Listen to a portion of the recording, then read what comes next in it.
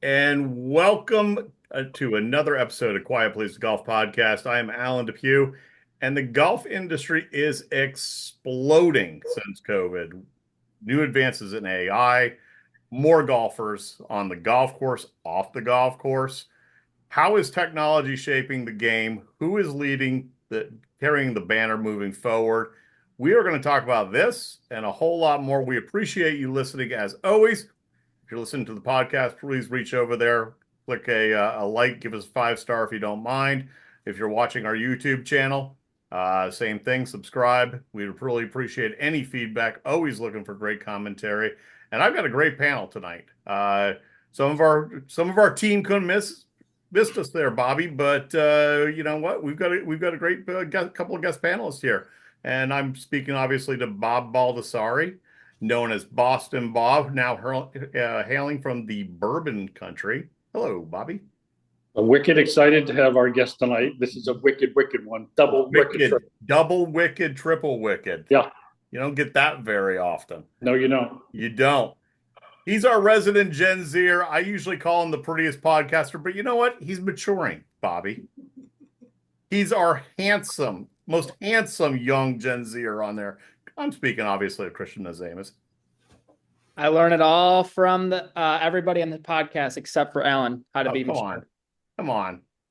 You realize the entire podcast ultimately comes back to my lack of playing ability anymore. You realize that, right, Christian?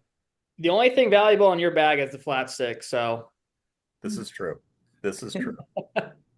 Joining us once again, he's everywhere.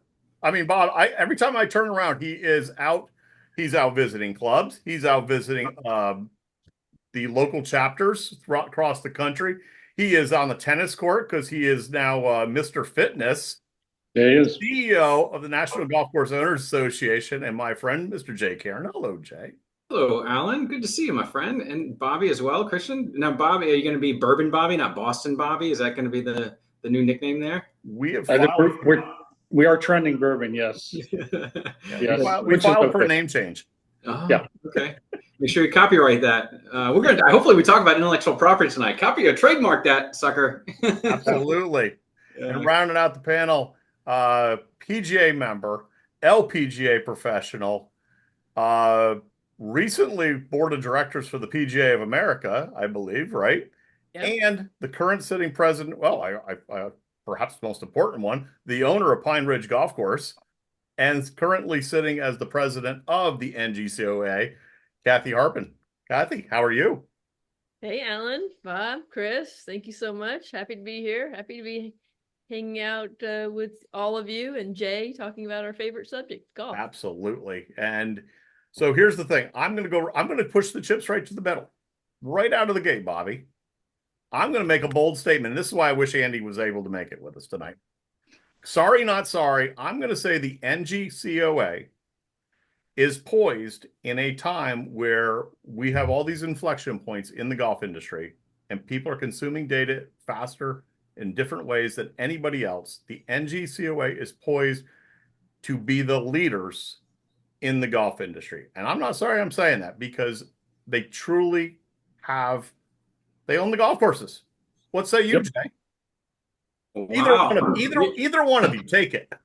My pushing the chips into the middle of the table. You know, I appreciate that. I mean, for a few reasons. One is, as I like to say, I think we represent the most important constituency in the business of golf. The men and women who put everything at risk. Whether it's purchasing the property, owning it, managing, with the employees that they have to take care of, they're taking care of the land and the water and the air in their space. They just have the most responsibility and the most at risk if things go poorly. And I mean, COVID brought that into relief as well. With shutting down golf courses, employees could have gotten unemployment possibly into situations like that, but employers would be left stranded, had the businesses failed and all of that. So a lot of risk there, but so I'm glad, and also, Alan, we get we're getting a lot of notoriety and kind of praise these days. And it's always been, and Cathy appreciate this too, the NGC, and Don Ray says this all the time, like we outpunch our weight, like pound for pound, we're the most, consequential association in golf. And it's kind of a dubious praise because it's like, we're being reminded that we're small because by the stature of national associations, we have the least amount of resources when you look at budget sizes. But what we do with that on a legislative scale and representing, trying to put the content out there as well that owners and operators need to read and figure out and contemplate in their businesses. I appreciate that because that's what we feel all the time, right? Is the responsibility, the weight of really trying to help the business owners and operators because everybody's impacted by what happens with the business. So I appreciate that. Yeah. I mean, Cathy, you're obviously very intricately involved now as a sitting president, but I mean, you look at the advocacy, that alone, having somebody out there keeping an eye on bills that are taking place across all 50 states. I happen to be on your website today talking about that. And, I know most of these shows we talk about teaching, and we're going to get into teaching also. But this is where golf starts. It all starts with the owners. Jay, you said it well. You guys are the ones putting the money at risk. And give us what it means to be a golf course owner and now as the president of the NGCOA from your perspective.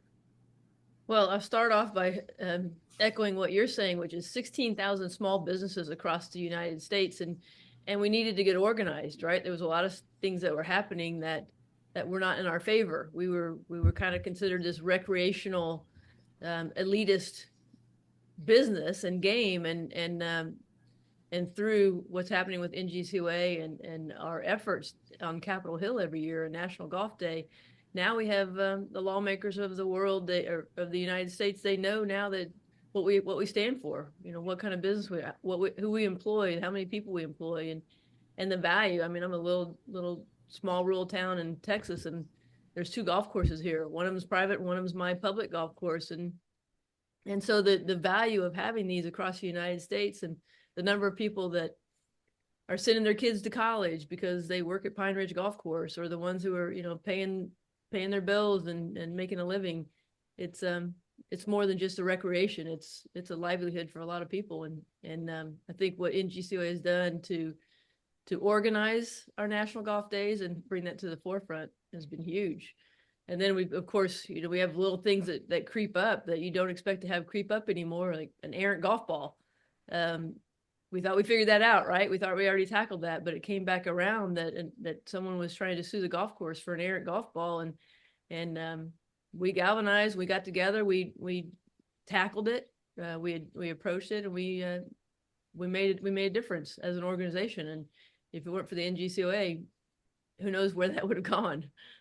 I know. I actually know specifically the case you're talking about. I don't want to get somebody some crazy idea, crazy idea how much money they're going to be able to win from a rogue justice up in New England. But you're dead on.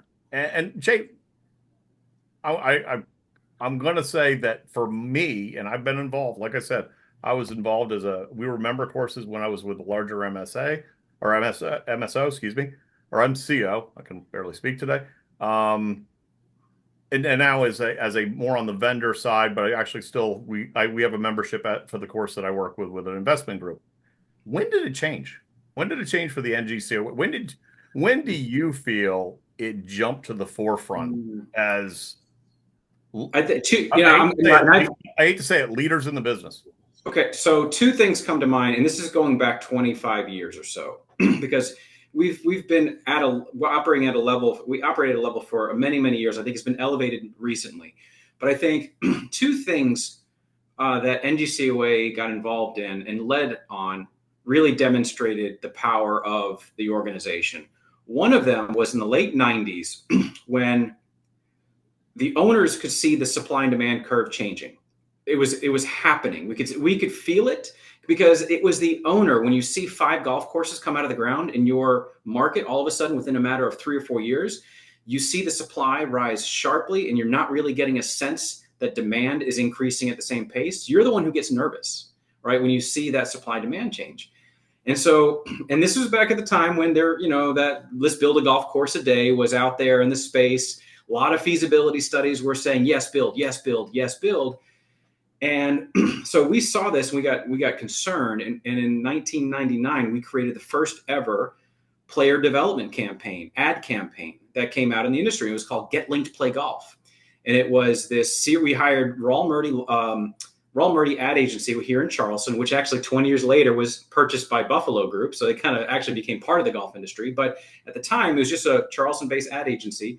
And they helped us develop this amazing ad campaign. And in '99, the internet wasn't big yet from a commercial standpoint. So we had newspaper. You had the little running man with the AOL connection, right? Exactly. Yeah.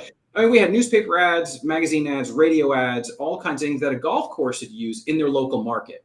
And like there was space in the ad where they could put their course information, but it was a national ad campaign. And this was promoting juniors, diversity, women, all kinds of things. In fact, my favorite ad was a picture of a woman. She had just hit her tee shot, so she was kind of on the back swing, and she had 3 guys behind her whose faces were like lit up, like, "Oh my God, look at that shot! It was amazing."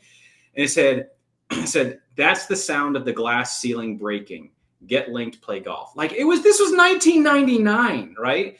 And that eventually finally the other associations around 2002, 2003 started seeing what the hell was going on. That's when Golf 2020 was formed, right about that time. The other associations got involved. But it was NGCOA that led the way on that. The second thing, from an advocacy standpoint, that demonstrated our chops was around the same time, we convinced the IRS through quite a lobbying effort that a golf course owner should be able to depreciate tees, greens, and bunkers. Because the IRS, the way they looked at golf course land was it's just land that you push around to build a golf course. Land is not depreciable. But when you build a USGA spec green with 16 layers of stuff, it has a life to it. It has to be reconstructed. We convinced the IRS that these things have a life. And so ever since then, golf course owners can depreciate those assets, a huge financial benefit, right? So those were the moments, Alan, in my rear view mirror, because I was with NGCOA since '97. I think there were seminal moments that really kind of put NGCOA out there. Like, we know what we're talking about. We represent important people, and there's important work to be done. So just to kind of put it in perspective, and again, as a real estate broker, I can appreciate exactly what you're talking about.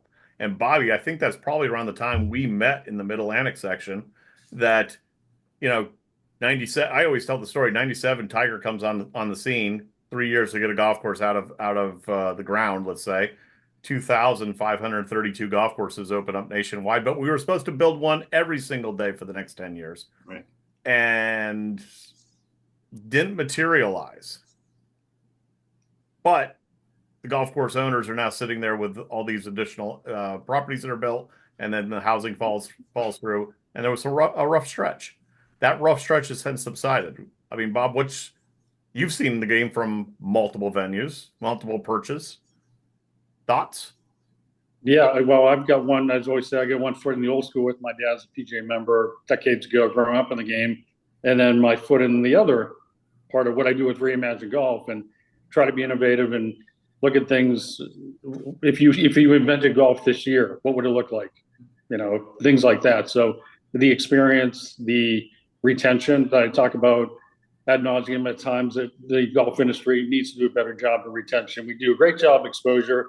Something happens in the middle, the retention factor's not there. I've always thought, Jay, at some point, it sort of went from the game of golf to the business of golf in my lifetime, where it was a fun, almost side thing. I saw some of my dad's PGA Pro friends, the Phil Freels up in New England, that own courses. And I saw that and I thought, well, that's the coolest thing. And then my first job, the owner said, I don't want anything to do with the golf shop. You're going to get a piece of the carts. You're going to own the range. And I said, giddy up, here we go. And that changed my career. If I walked in and he said, we're going to pay you more than you did as assistant, and I show up every day, and I've had this conversation with Peter Hill years ago, and Peter said, I said, would you rather get a PGA Pro that brings in the beans or can count the beans? And he says, I want to bring him in.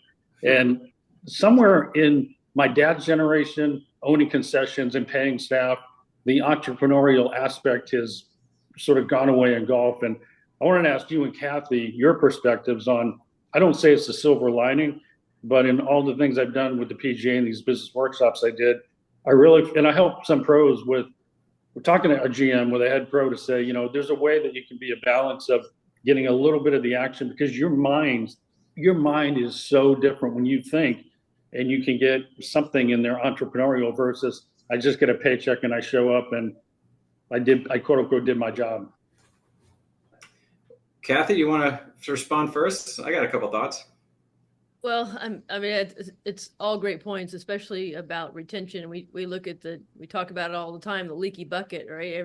There's Yep. 3.5 to 4 million people, or 4.5 to 5 million people that try the game every year, and just as many people are leaving it. So I think we have to ask ourselves, first of all, why is that? But the one thing that we've done better this time around, when we had the tiger boom, and now we've got the COVID boom, and I think the reason that we're retaining more customers this time is that we did, as an industry, figure out that we needed to offer golf in alternative ways. And so now we are doing that. Now we've got 3 holes, 9 holes. We've got, sip and chip and all these things that are really centered around fun and not so much just about competition. And we've said it's okay to play golf it's okay to tee it up anywhere. It's okay to throw it out of a bunker. It's just a variety of things that we've said that, because we scared them to death with these rules, right? They're like, that looks fun. Oh, wait. Right. Is it fun? And then, so I think we're better with that. And then, of course, what we've all been talking about a lot lately is what's happening with the ways you can enter the game. Now you can enter the game accidentally. You could just be going out with the girls and you end up at Top Golf, or you're going out for a bachelor party with the guys and you end up at Top Golf. You're like, wow, this was fun, and I hit a couple good shots. I might come back. So I think there's kind of this accidental entry into the game. And even the ones who think, they watch a President's Cup, they're like, that looks fun, and they look for the least intimidating entry into the game, and they end up at a simulator or something like that, or something that doesn't give them negative feedback. It's all positive. Even if you hit it bad, you can still hit it in the little yellow flag and get some points. So there's just a lot of ways in which we're really so much better than we used to be as offering alternative ways. Hey, So I was going to say, Jay, jump in, but I really like to bring Christian in also, because we didn't plan it this way, but it's a perfect segue into. I have a great question for him, but you were going to say something. Bob, to your point, like, I feel like the pendulum goes back and forth on golf as is it hospitality and sport and just have fun, to business, bean counting, and all of this. When you look at the history of golf, let's say up until the 1950s or 60s, the barbells of supply were private clubs and municipal golf courses. And they needed to be ongoing concerns to stay alive, but it was the game.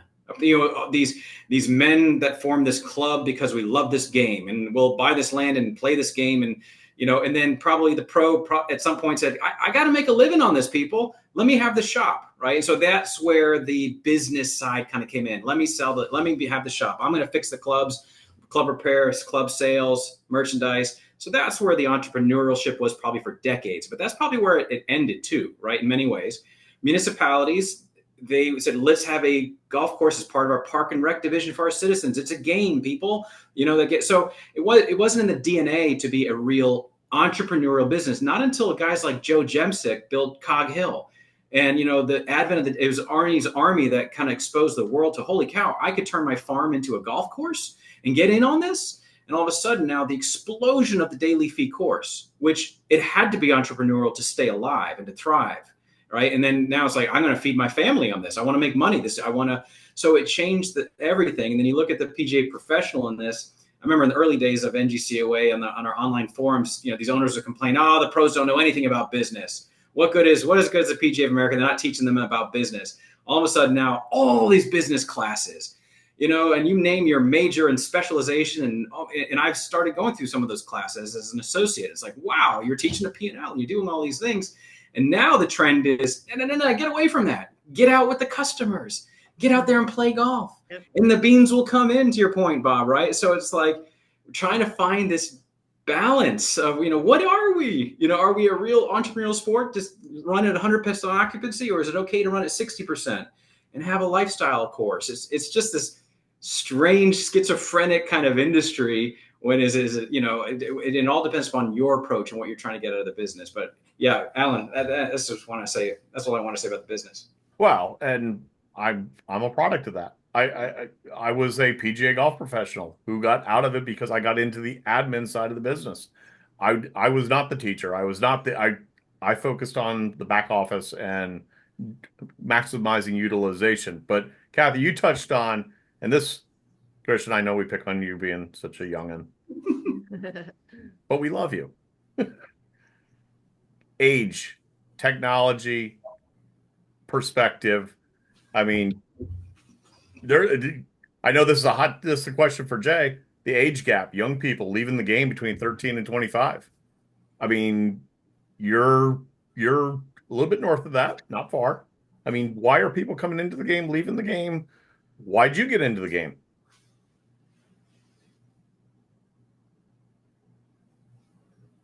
Can you hear me?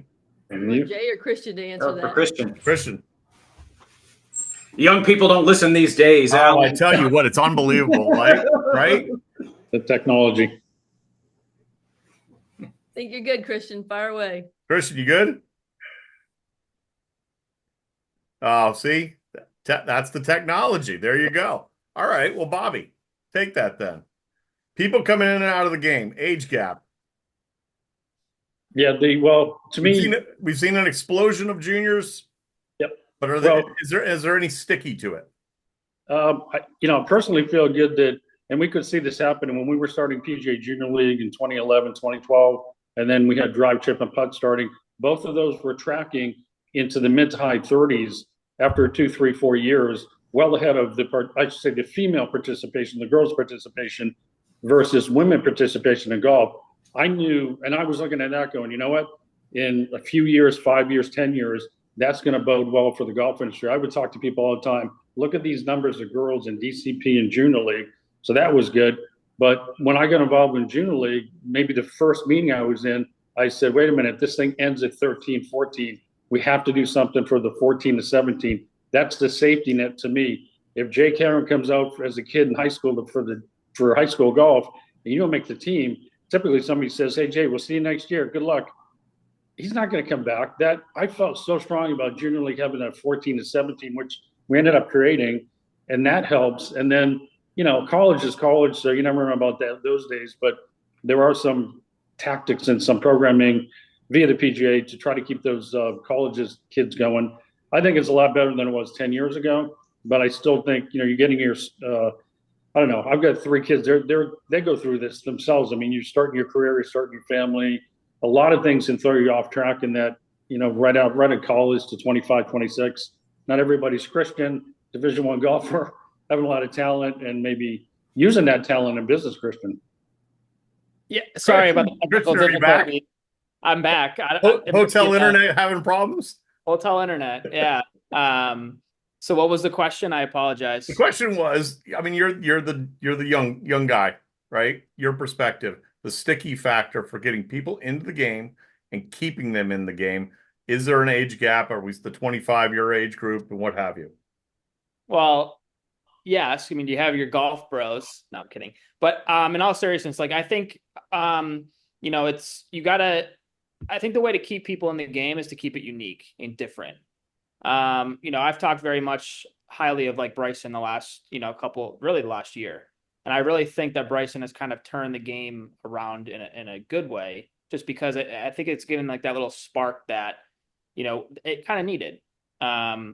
Personally, I love the game. I will forever play it for my entire life. But I do think that like watching it on TV, like, yeah, there are some events that are kind of boring to watch. I mean, that's just like any other PGA Tour event. I love watching the LPGA Tour, right? I love watching that more so than watching the PGA on certain occasions. So I think you have to keep it, you have to keep it young. You have to keep it, I guess, like a different style to it today, right? Because when you look at somebody like a Bryson and then you look at somebody like a Scotty, 2 different personalities, where I feel like everybody's going to go more towards Bryson as opposed to going towards Scotty, because Scotty would never do what Bryson's doing. But I think having him do like his Break 50 series, for example, that's breaking the internet right now, regardless of who's on. It's drawing in a lot of different people that I think try the game and also continue to have the love for it. Yeah, let me jump in on that one because we're talking about this at conferences, and Greg Nathan at NGF points this out as well. We're in a moment, and Seth Waugh has said, golf is finally cool. It's like, when you look at social media, you look at TikTok, Instagram, YouTube, all of this kind of stuff. if you are getting golf content on there, which, they don't know if you're a golfer, but if you happen to click on something that was a funny golf thing, all of a sudden now you're getting golf content, right? Which is great for golf in that sense. Right. You just watch social media and watch how these funny people, whatever it is a different vibe, right, than what you see at a typical golf course. And our challenge is, how do we bridge that gap? Because if that is how golf is getting defined, or the golf culture, I want to say golf, because golf, the sport, and you still got to hit a ball, you still got to do these things, but the culture of golf is so young and cool, and all of these things, fun. And can you bring that to the golf course or not, right? And what's happening here, and this is always how it will happen, that culture is going to be defined by the people, right? Not by the business owners. You look at look at the company Lego for an example. Like, my kids would, when they were younger, would watch YouTube videos of other kids opening Legos and putting Legos together. Do you think Lego created that? Do you think Lego figured out, hey, let's get an 8-year-old and put them on camera? And no, the kids themselves figured this out.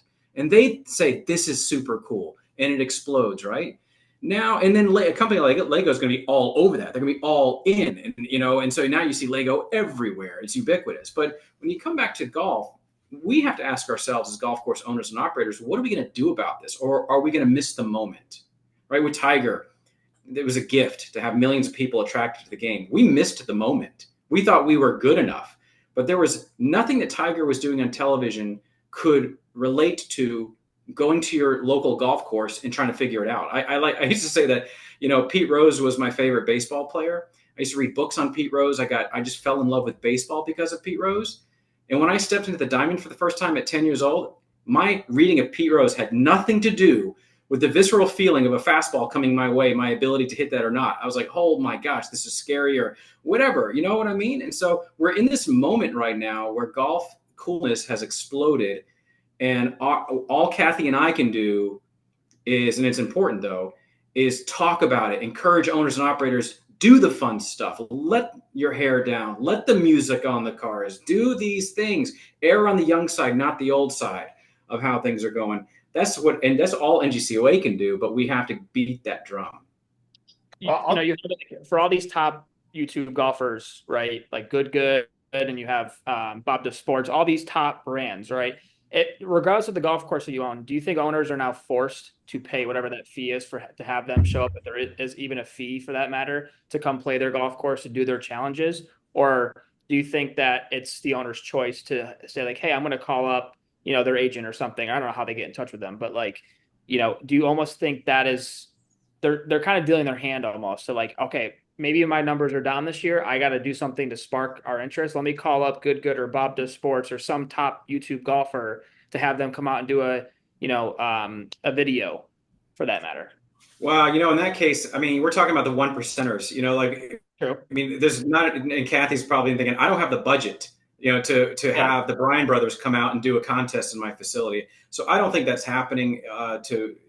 That's not at all probably what's happening out there, because it's, they're probably 5 to 10 of these real hot YouTube stars, and where they play and all that. That's getting arranged by creative agencies and talent agents. Like, that's a different universe, I think, that's happening out there for the most part. Mm-hmm. I just think, Christian, to the point, connecting the dots, bridging the gap is not how to get Bryan brothers at your course, but let's say if you owned a golf course in Paris, Texas, Christian, what would you do if you couldn't get Bryson to your course? What would you do to meet the moment right now that, wow, on social media, golf is cool and fun and young and funny and hip and all? What would you do at your facility to try to meet the moment and say, yeah, come here and you can do that here, you can be that here? What would you do?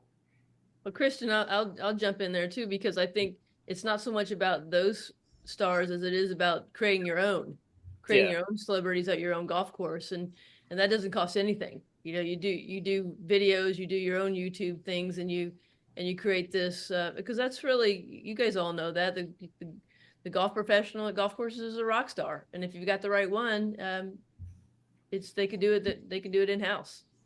Yeah, I guess it's tough because like, for somebody like me, I would try to just get into something with social media regarding my golf course, right? If I was owning it, try to get back to like the modern, try to get into like today's world when it comes to golf, right? If it's YouTube videos or something like that, that's kind of where I would go with it.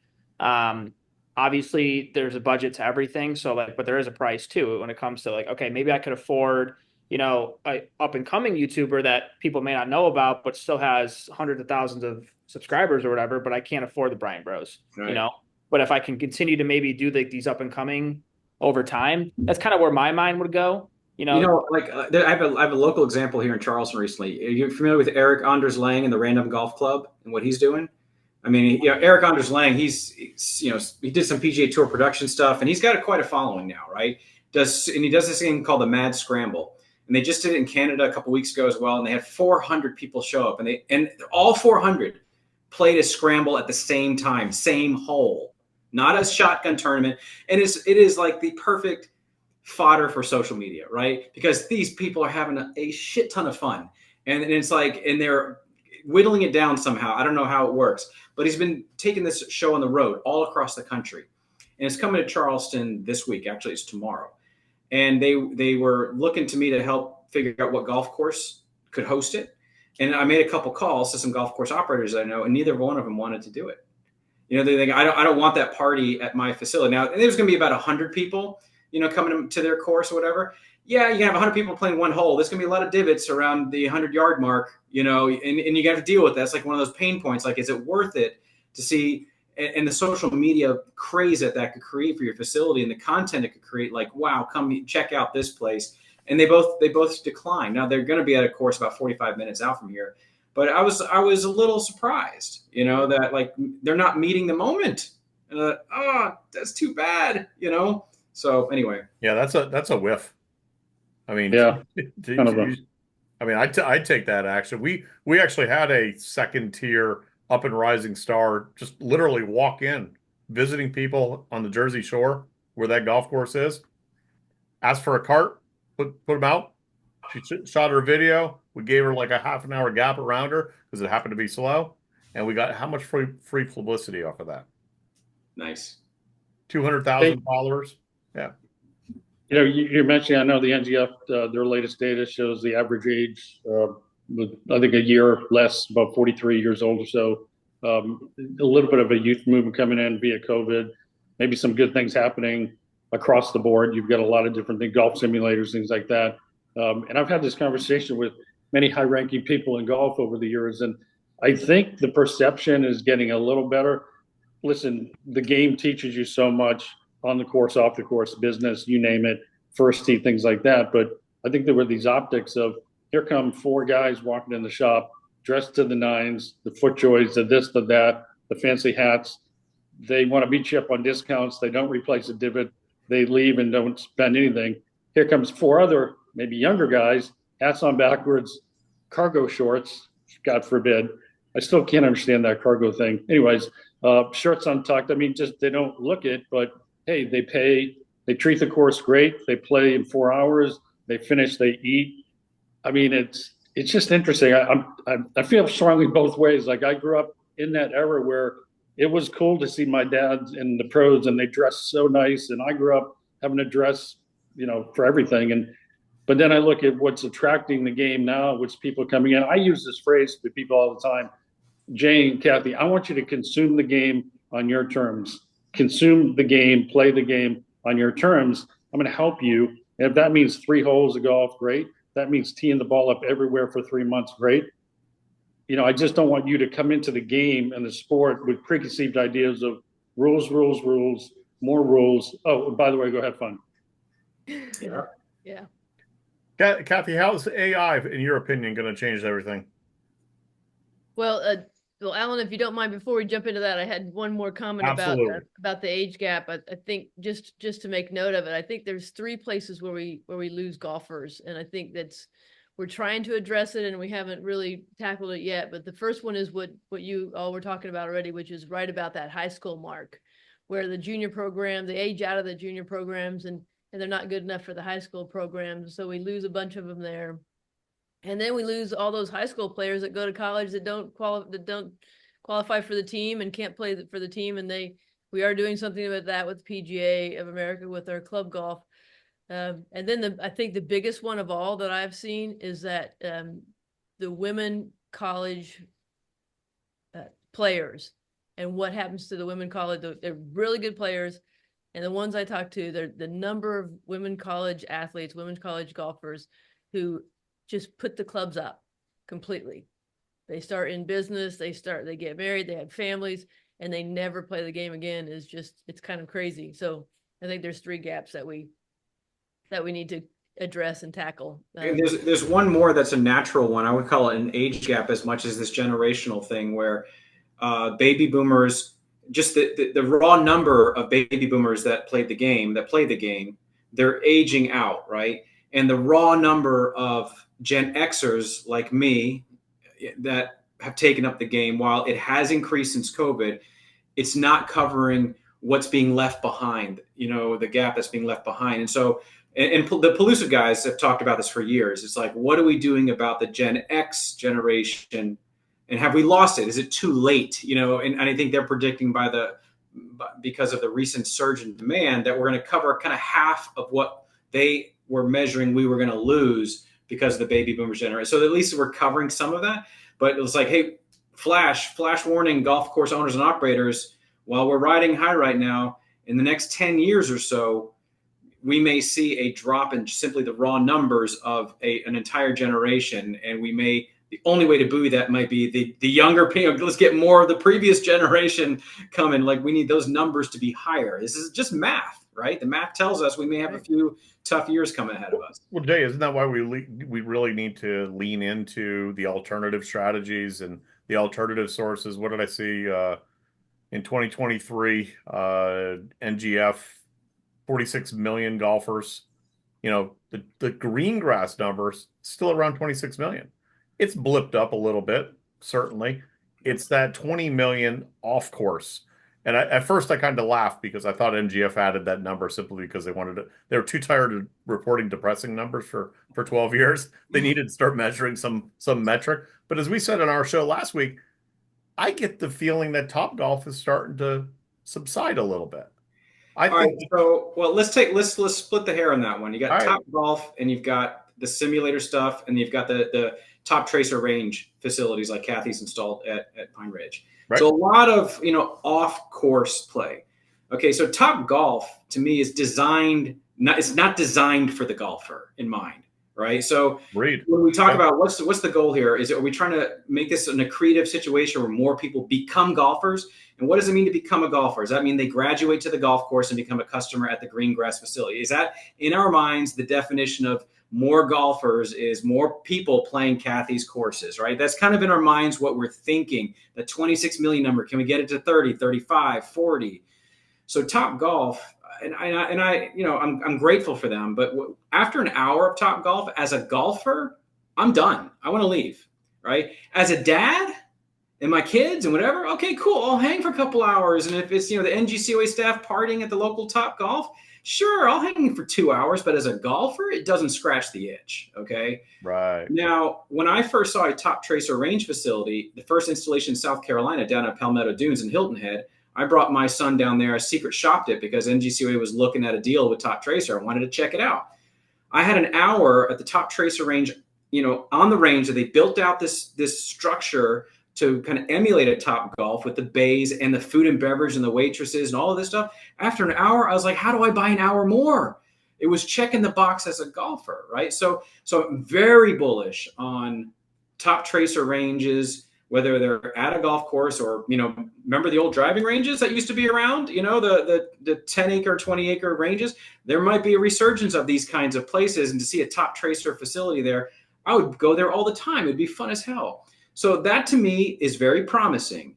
When you look at simulators now, and I'm already seeing signals that we're getting into an oversaturated situation already because of the ease of entry into that business. There are very few obstacles. Yep. You find a dead commercial real estate on your local Main Street, the former Walgreens, you can take that over and put in some simulators and figure this out. So it's a low entry bar to get into this business. In Charleston, there are probably a dozen places like this already around town, right? And so there's a question mark for me. What is this going to do? Is it going to check the box, scratch the itch, and turn? If someone goes to a simulator and that's where they play golf for the first time, is it going to be like, wow, I want more? Take me out to the green grass place. I don't know yet, right? Because these kids, they may say, this is enough for me. I'll do this once a week or once a month and have fun and play Pebble Beach on the screen. I don't need to go anywhere else. This is fine. Is it going to be enough for people? Or will it convert people to want more? Because as we all know, the experience is totally different. Yes, you're smacking an iron and you can probably feel that shot euphoria a little bit, but there's nothing like being outside and watching that ball fly into the air, like, and all of that. So to me, that's kind of still an open question. In South Korea, there are 500 green grass golf courses and there are 5,000 golf cafes, is what they call them, right? And Golf Zone, the company, really is what that built that empire.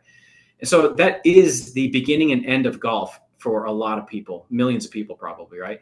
So it's going to be interesting to see how that impacts real, quote unquote, on course real golf. But and then you'll hear me say anything that puts a golf club in someone's hand, I'm generally in favor of it. I agree with that. Going back to Top Golf really quick too. Like you don't really go to Top Golf to hit balls anymore. You go for like, it's the experiment. You go for like the social hour, right? Like I was in Phoenix a few months ago for work and at a conference, and I went with a few of my buddies, and it was like, okay, great. We had a good time. Like they're not avid golfers, but for me, it was like I got bored after an hour. Like I'm just hitting the same shots over and over and over again. Where a simulator is just it's a little bit different to it. You know what I mean? Like I like seeing stuff done in person, so like I would have to lean more towards a Top Golf than a simulator. That's just me though. But I totally get where you're coming from on that. So, Christian, as a fan, let's spin it a little different direction. As a fan of golf, a fan of technology, golf and what have you, TGL kicks off January 7th, I believe it is. We talked about it a little bit last week. You were traveling again. I think you were airborne at the time. But as someone that may or may not know FanDuel, is that something that's going to fascinate you as a fan of the game? I think so, personally. I mean, how about your golf bros? I don't have golf bros. No, I'm kidding.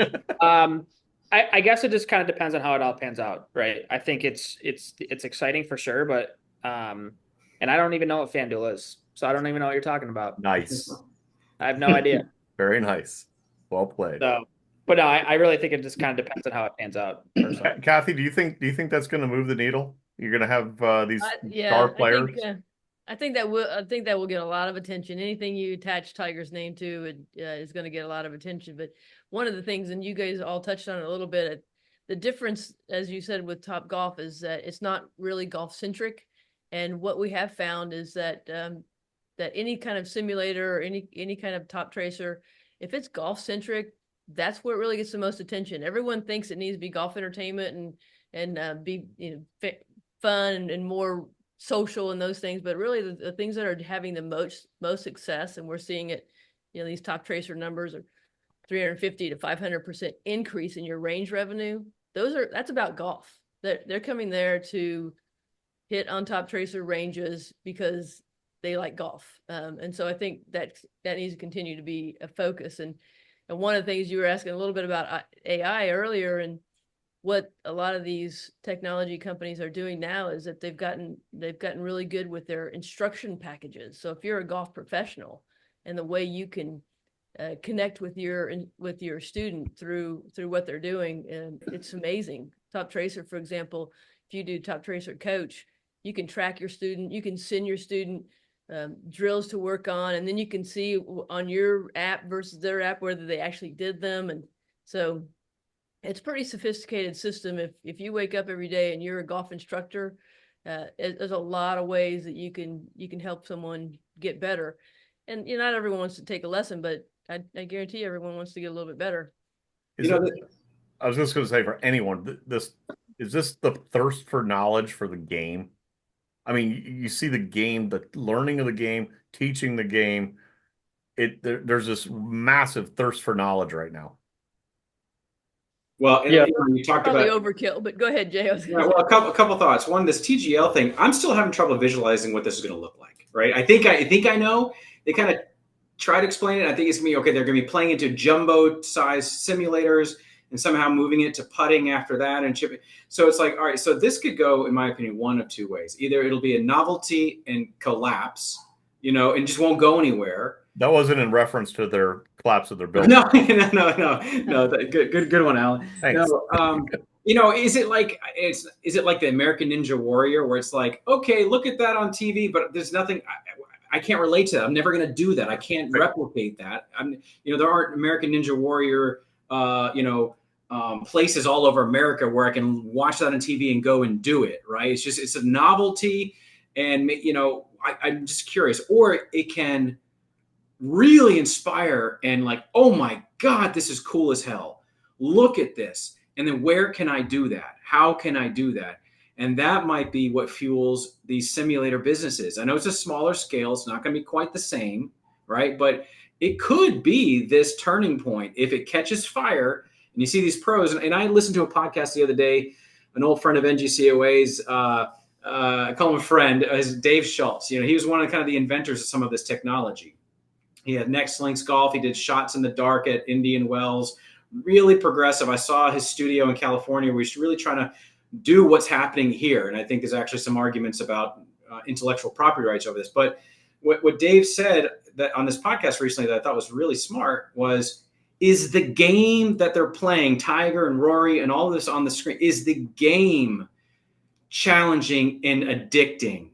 Is it an addictive game to hit in the simulator and do all that kind of stuff? If it's not addictive and like, oh my God, I got to do this again, then it's all performative. Then it really is not. These guys, it's going to be, just like the pay-per-view. Let's go and play at night at Las Vegas. It's performative for pay-per-view, all that, right? So I like Dave's point there. If it's totally inspirational and addictive, then there's something there. The game has to be really that inspiring and fun and interesting. Bobby, going to let you chime in, but I'm just going to. I said last week, Jay, it's going to go the way of the Thanksgiving skins game. Bobby, could be. Well, we all get these golf industry newsletters. We read a lot of things. I read something the other day. It was an online survey, one of the newsletters, and it said basically, if you like to use the golf simulator, but would you tune in to the golf simulator leagues? 85% of people said no. Right. That was a little shocking to me. I thought, well, maybe 50, but I don't know if that's a litmus test. Well, Bob, maybe guys our age now, and this could be before its time, when you look at, again, our kids and what they watch on YouTube, they watch other people play video games. Some of the biggest YouTube stars in the world I don't understand. Are people that do nothing but play Minecraft. And the kids watch and comment on other people playing Minecraft, right? And they give them money. Exactly, yeah. Which was my money. They go on Twitch, and those that are more theatrical and yell at the screen, they make more money. Right. So, Bob, yes, Christian, I am referring to my son. Yes. Hey, don't be referring to me because I don't even know that world. I couldn't even tell you. If they ask that same question, Bob, to people under 30. You might see, 50% instead of 85% saying no or whatever. I just have a feeling it's a different generation, and I hope it's not ahead of its time. It's one of those things where it could be too early, right. Because it's Tiger and Rory. Tiger in particular, he's in his 40s. It's not the YouTube stars and these kids in their 20s as much. You got Rory too. He's getting on up. He's getting longer in the tooth, and what have you. So it's going to be interesting to see if it catches fire or not. Yeah. All right. So here's what we're going to do. Andy Hydorn, the king of the hot seat, could not make it tonight. So since we've been talking about alternative strategies, we're going to do an alternative short course, since we have two of you, hot seat. Okay. And I'm going to begin. Cathy, we're going to Jay, we're going to go with you first. Okay. We'll give Cathy the advanced time. Real simple questions, rattle them off. Top 3 golf courses you ever played? Top 3 golf courses I've ever played. San Francisco Golf Club. Cypress Point, and the Country Club in Brookline. Nice. Yeah. Cathy?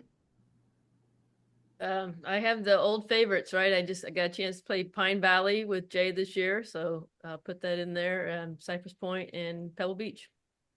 Excellent. Bobby, your question. I'm trying to remember. He goes through this. Christian, your question. Who are your top 3 golfers of all time? Oh, top 3 golfers of all time. Okay. Arnold Palmer, because he was just the coolest cat ever, right? Arnold Palmer, Tiger Woods for sure, and I'm going to say Fuzzy Zeller.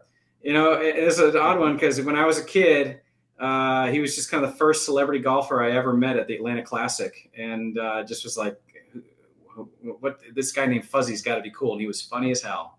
So He had personality. yeah. Yep. Cathy? Well, I'm going to say the winningest golf professional of all time, Cathy Whitworth, Mhm. Annika, and Tiger. Nice. We've said this before. We love when we have female panelists because it's that different perspective. All the guys always say the same three names for the most part. No one's ever done Fuzzy. Gotta tell you, Jeff. No, Fuzzy. That's a newbie. Here's a combo. What's your best round ever, and what was the best shot you ever hit? What was the situation? Oh wow! So the best round ever. I Lowest shot. score. I shot 69 at Indian Wells in 2016, and at the PGA annual meeting, golf outing, it was best ball. So I had to play your own ball, right? And my witnesses were Glenn Lee, Paul Levy, and Seth Waugh. And they signed my card. So that was probably the best ever. And I would say best shot ever was high school in a competition, number 9 at Summit Chase Country Club in Snellville, Georgia.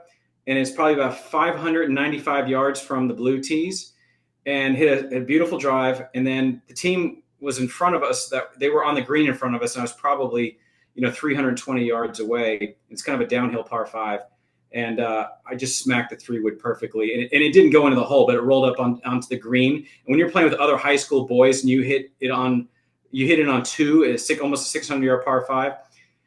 You've got a reputation now, and that was probably one of the best shots of my life. You got street cred. Yeah. Yes. Cathy?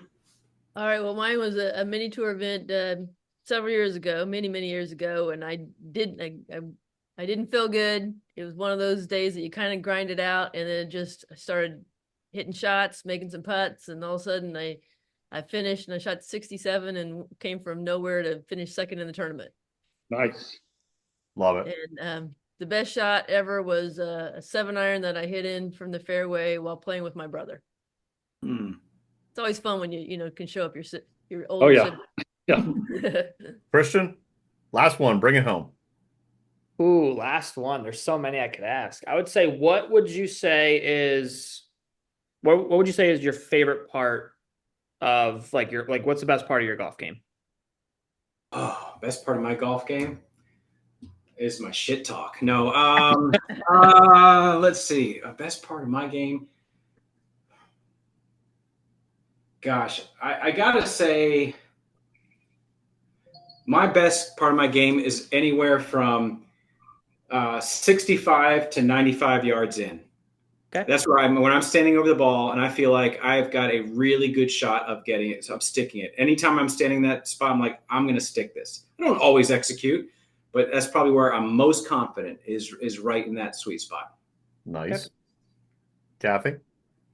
I would have to say hitting fairways, my driver. I feel pretty confident that I'm going to hit most of the fairways when I'm standing up on the tee.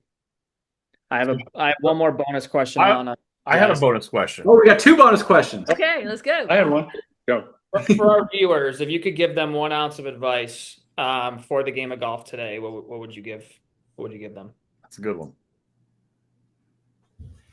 Advice for, what do you mean? It would advice for as a player, avid golfers to pick up a golf club, something to that kind of advice. So what I like to say about the game of golf that makes the game so unique, and there's nothing else like this in the human experience, where we are people who, when we get on an airplane and we sit next to someone and we know we got 3 hours on that plane, we do everything we can to not even talk to the person next to us, right? That when you are paired up with anybody on a golf course, whether it's a stranger, you're going to be friends by the end. If you're paired up with a U.S. senator, and you happen to be the better golfer of the two, the dynamics have changed for the next 4 hours. Instead of them holding the power, like at a dinner table, the senator is what everybody's going to be prostrate to, and like, oh my gosh, it's the senator. In those 4 hours, if you are the 5 handicap and they're the 20 handicap, they want to be you right now. And the dynamics change, and you can talk about anything, right? I mean, you can talk about family. You can break down barriers and make connections that you can't in any other context. So for people thinking about picking up the game of golf, yeah, think about hitting that ball. Think about what the joy of getting out and doing that. But it's the connections you make with human beings that are the icing on the cake. Cathy? That was a good one, Jay. That was good. That was a good one. Yeah. Yep. Well, I'll follow that up with I believe wholeheartedly that golf changes people's lives for the better. I think if you introduce it to a kid early on, then it makes them a better citizen. And so I think that just introducing, that's why one of the reasons I'm so driven to introduce more people to the game is that I know wholeheartedly, I have no reservations to say it will enhance your life in some way, whether it's through family or friends, exercise, being outside, fresh air, some way. Golf will make your life a little bit better. I love it. I couldn't agree Bobby, more. do you have the bonus or? Yeah, I was going to go something that's very similar to Christian, so we're All good right. there. All right. Well, we're gonna finish it up then. Christian, 18th green. Final thoughts. Well, I can speak on behalf of Alan, Bob, and myself. First off, Jay and Cathy, thank you so much for coming on. I think our conversation could even take a step further, because I think we can really dig more, like, further into our discussion tonight. So we would love to have you back on at some point down the road, obviously when schedule is pending. So thank you for taking the time this evening to talk to us. And then second, I say it every show, but continue to follow us on social media, Facebook, Instagram, and Twitter. Or X, excuse me. So, at the end of the day, we have a lot of great content. We have a lot of amazing guests that come on the show that take time out of their busy days to talk to us. And we're just trying to give you guys the best content possible. So, just continue to hit that like button and, follow us on all social media and that subscribe button down the road. So thank you. Bobby? Yeah, well, I certainly want to thank my longtime friend Cathy. We've known each other quite a while.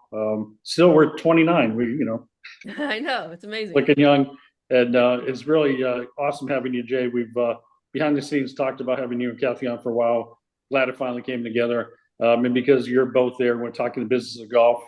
Hopefully, the economic indicators are still staying strong enough that again, another survey I saw online for the next 3-6 months or whatever, people are in the golf buying area still are feeling pretty good about things. So hopefully, growing up in the game with my dad, I remember he used to say, people will stop going out for dinner X amount of times. They'll stop excess spending in different areas. But when you have a love for the game and you're connected with this game, you'll do everything to just preserve that and keep playing. So, the economy goes up and down. Everybody's a different, bank accounts and things like that. But you touched on it, Jay, the love of the game, the connection, the social environment, and the community it creates. People will always do something to keep there. Cathy, final thoughts. Well, it's been wonderful to talk to all of you guys, and again, our favorite subject, and you really touched on some really important parts of the golf industry moving forward. There's a lot of moving parts in the industry right now, and there's a whole new wave of things that we haven't even thought of yet that are going to be approaching us 10 years from now. So enjoyed the conversation. I appreciate the time. Always great to see Alan, you and Bob, and great to meet you, Christian. Mr. Karen. Well, Cathy and I have the benefit of being in the virtual Ivy Towers of golf, right? Where traditionally for, centuries or whatever, that's where decisions are made about the game, and I think what we're seeing, thankfully, is these Ivy Towers kind of coming down a little bit, right? Maybe we don't need 30-story towers. Maybe we just need a double decker, and so that we're closer to the game, closer to the people who are running these businesses, and we're not making decisions in vacuum. So these shows are really important to have these conversations podcasting, social media, all this is where the ideas come from. This is where we validate what's happening out there. We debate it. This is where more conversation and frankly decision making should be done. Not saying I'm going to put you guys in charge of the rules of golf, but you know what I'm saying. These things, this format is super important to what we're doing as leaders to have these conversations, because we're going to pull stuff from this too. Well, Bobby is our resident historian, so he could certainly chime in on gutta percha and what have you. But you mentioned, so my final thought's going to take a different twist. This is the final show before the presidential election. You mentioned debates. I'm going to bring out my last prop here. Was that vote Allen for dog catcher? What was that? That was for supervisor before I got crushed last year in the election. But I will say this. Gave it a shot, and I will say this to anybody that's listening. You can't complain if you don't get out and vote. Yeah. And if you don't get involved, our country, I don't care on what side of the political aisle, and Jay, to your point, we need dialogue. We need dialogue on both sides, because there's too many walls being built, and that's nothing in reference to the southern border. There's too many walls between even family members. Get out, get involved in your communities, play golf, meet a new friend, be good to your fellow man. And on that note, we'll catch you next week.